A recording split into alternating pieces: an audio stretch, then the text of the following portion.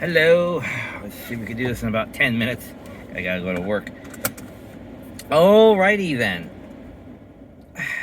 Miraculous Ladybug and Cat Noir. Season 5 finale. And no, action is not the finale. Yes, that's from work. We gotta clean. Anyway,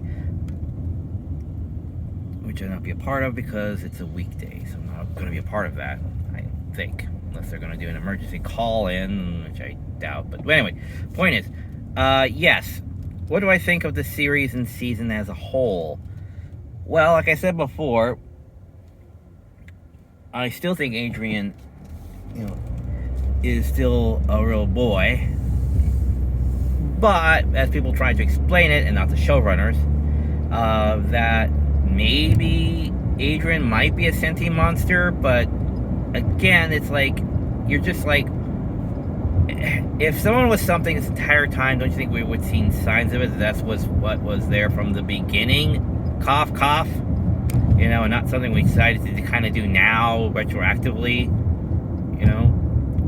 Like they did with Marinette, trying to explain, well, why doesn't she just go up to Adrian or confess her feelings? Like, why does it take someone 5 seasons or 9 months or 8 months or whatever to do anything? This episode explains it. Yeah, we're totally not trying to keep this money train, this IP train going, for the merchandising or anything. It's like Power Rangers all over again, like I said. Anyway, so having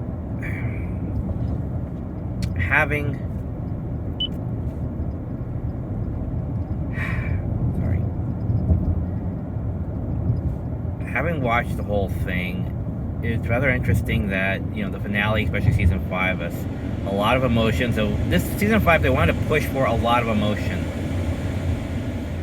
They want, the feels in this one, not just more of the same, and things to change, and radical change. And yes, they push for the feels. We got emotions coming out of everybody, left, right, and center. Not just, hard feelings about this and that and why they get akumatized, but kind of more hard feelings that are coming, that are kind of pivotal to the series and character developments. And people getting over their pet peeves and Chloe, finally. And people becoming, and people, cranking up their schemes and supplanting other people and having more schemes, The whole Lila thing's coming out of nowhere, and I'm like, what the hell's going on? What? I'm lost here for like 5 seconds. Like, what's going on? What? So I thought Adrian being a sentient monster might be a red herring. But someone explained it to me rather well, and I thought that might be a legitimate, story point. But it's also a bit of a bit far-fetched, just a little.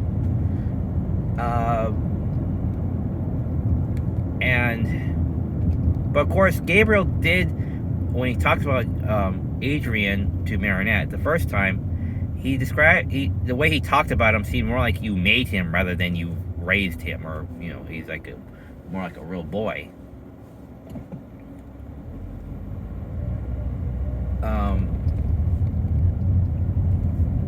And so Marinette's finally just saying, you know what, I love Adrian, I'm gonna stand by Adrian, I'm going to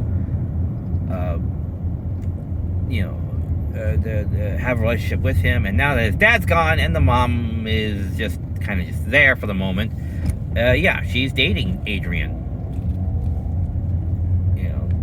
and I'm sensing some plot points for season 6. They melted down all the alliance rings into a statue of Gabriel, and I'm like, I'm sensing that's a plot point for later. And I think someone watched the Spider-Man No Way Home, or which one was it? The one with Mysterio in it. You know, where he says that that when Stark used the Infinity Gauntlet, he punched a hole into another reality, and it's like, another reality, you say? And it's like, I think it's because Gabriel was only supposed to make a 1-to-1 wish. Instead, he took 2, Natalie and his wife. So, I think that caused a problem somewhere or something for the evil dimension or whatever, or alternate universe to spring forth. So yeah, I think it has something to do with that. And let's see what else was there. Is that for the next season? I mean, also with Lila, I have no idea what the heck that girl is doing. She has schemes within schemes, and it's like, things are like she has all the whole living room full of spinning plates. So it's like, what is her end game in all this? It's like, what does she want? Like, she took over, you know, as Hawkmoth Monarch or whatever. But to what avail? He wanted the miraculous of the cat and ladybug to wish for his wife back, which is what he did. But then what does Lila want? And why the heck does she have 3 moms? You know, and what's with all the personas? It just makes, well, no real sense yet, but I'm sure it will when season 6 starts going on. And who knows, maybe we might get a good Lila from the alternate world, who knows. And let me guess, Sassy Marinette. We'll get Sassy Marinette, who's like totally unabashed and constantly keeps coming on to Adrian. You know, because she has like no problem being Sassy Marinette, and that would just be hilarious to watch Adrian like, okay, I'm trying really hard not to be attracted to Sassy Marinette. You know, assertive Marinette and the confident. Oh, that'd be hilarious. Anyway, so yeah, I mean, it's not a perfect series by any means. I mean, the retroactiveness to try to deal with characters to explain themselves and to do other things is kind of annoying, but interesting in the way how writers trying to write themselves out of the corner they've written themselves into, which is interesting. You know, and it works for the series as a whole. Doesn't go against its logic. You know,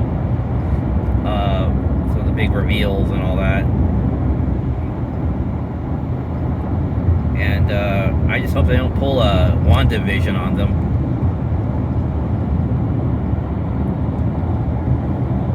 So I'm just curious how it all is going to end for Ladybug. Because I mean, if her time as a Guardian is eventually going to be up someday, is she going to end up like Master Fu and have a regretful romantic life with, you know, old age full of nothing but, you know, Swiss cheese memories? It seems pretty sad. So how the writers are going to resolve that, you know?